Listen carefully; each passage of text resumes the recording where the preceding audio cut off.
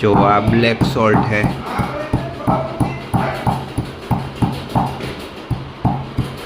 काळू नमक जो ये कूटड़वानो हाले, आ सेंधा नमक है, आ काळू नमक है।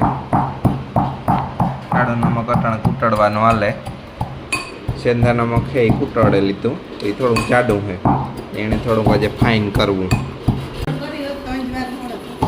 એટલે આખું ઝીણો ઝીણો હોય વીયો જાય ને કાકરી હોય ઊંસી રહી જાય, એ કાકરીને પાછી કૂટાડે નાખવાની।